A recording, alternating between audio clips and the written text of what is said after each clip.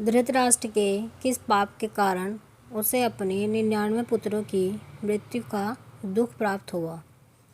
दुर्योधन की मृत्यु के बाद महाभारत युद्ध समाप्त हो गया था। धृतराष्ट्र के सभी 99 पुत्रों की मृत्यु हो गई थी। कौरवों की माता गांधारी, पिता धृतराष्ट्र और दुर्योधन की पत्नी भानुमति उनके शव के पास विलाप कर रहे थे। धृतराष्ट्र ने यह कहते हुए आपत्ति जताई कि आखिर मैंने ऐसा कौन सा पाप किया है जिसके कारण मुझे जीते जी अपने सभी पुत्रों के अवशेषों को कंधा देने को मिल रहा है। उनके पास भगवान श्री कृष्ण भी थे। उन्होंने धृतराष्ट्र को बहुत परेशान किया था, तो पहले ही निश्चित हो गया था कि इस युद्ध में सभी कुरुवंश का नाश हो जाएगा। मैंने इस युद्ध को दुर्योधन की तरह ही झेला था। आपके पुत्र मोह के कारण इस युद्ध को टालना अप्रभावी हो गया था, जिसके कारण धर्म की रक्षा के लिए युद्ध का ही एकमात्र उपाय रह गया था। तब धृतराष्ट्र ने कहा कि आप कोई साधारण पुरुष नहीं हैं, तो आप साक्षात नारायण के अवतार हैं। मैं प्रार्थना करता हूँ कि आप हमें बताएं कि मैंने ऐसा पाप क्या किया था जिससे मुझे अपने 99 पुत्रों के शव उठाने का भीषण दुख प्राप्त हुआ। तब श्री कृष्ण जी ने अपने योग बल से धृतराष्ट्र के पिछले जन्मों को देखा और कहा।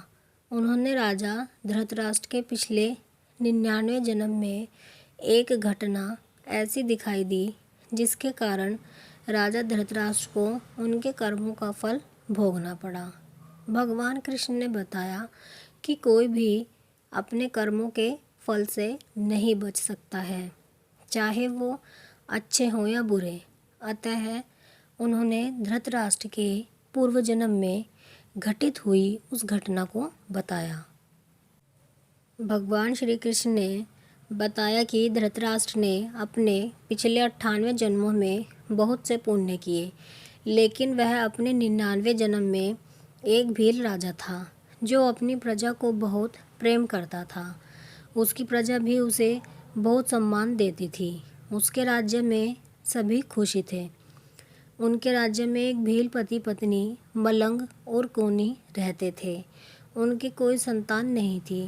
कोनी इसी बात को लेकर अक्सर रोती रहती थी। एक दिन कोनी अकेले में बैठकर रो रही थी। इतने में उसका पति मलंग आया और उसने उसे शांत कराने की बहुत कोशिश की और कहा कि अगर तुम दुखी होगी तो ईश्वर को भी दुख होगा, और अपनी सौगंध देते हुए कहा कि अगर अब तुम रोगी तो मेरा मरा मुख देखोगी। तब कोनी शांत हो गई और कभी भी न रोने का निश्चय किया। कुछ दिन बीत गए और एक दिन मलंग जब शिकार पर गया तब कोनी चावल बीनने में लग गई। थोड़ी देर बाद वहीं पर कुछ चिड़ियाँ आ गई और चावल के दाने चुगने लगी। देखते देखते वहाँ बहुत सी चिड़ियाँ आ गई। ऐसा प्रतिदिन होने लगा। कोनी ने अपने पति से बोलकर उन सभी चिड़ियों के लिए घर बनवा दिया। अब वह सारी चिड़ियाँ वहीं रहने लगी। कोनी उन सभी पक्षियों को अपने बच्चे की तरह मानने लगी थी।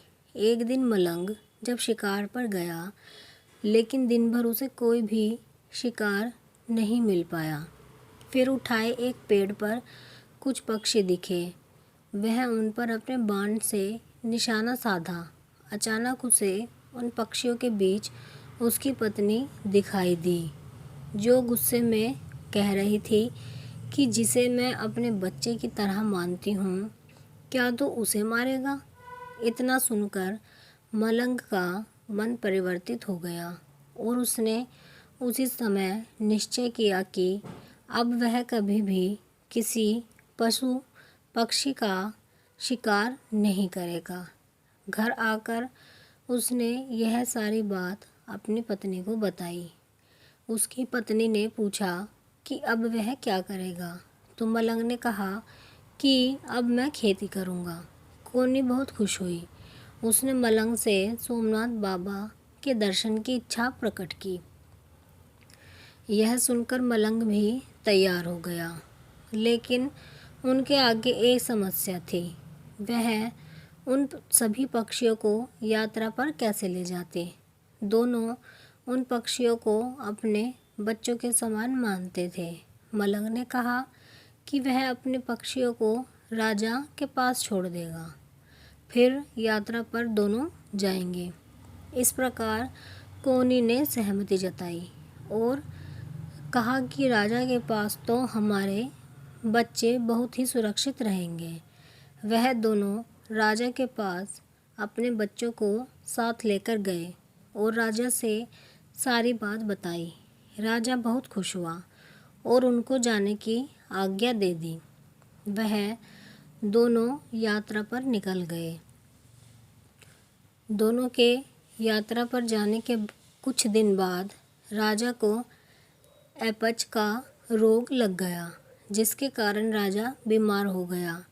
वह कुछ भी खाता तो उसे पचता नहीं। सारा राज्य इस बात से परेशान था।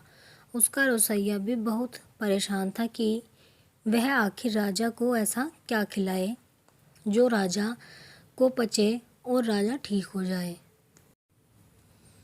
एक दिन उस रसोइये को किसी ने कहा कि क्यों न तू अपने राजा को प्रतिदिन के भोजन के अलावा कुछ और बना के खिला।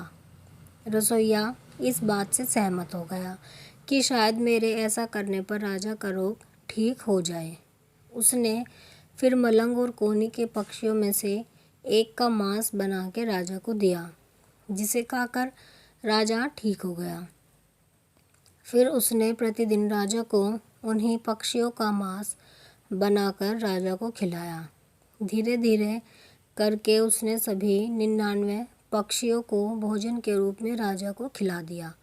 राजा को पता भी नहीं चला।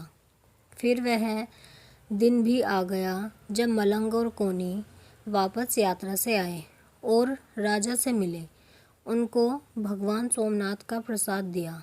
राजा बहुत खुश हुआ। दोनों ने अपने बच्चों पक्षियों को राजा से मांगा।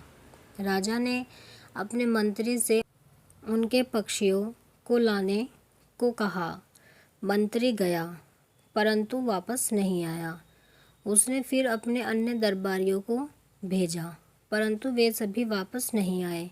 राजा ने क्रोध में आकर उन सबको बुलाया और पूछा, तो मंत्री ने सारी बात बताई।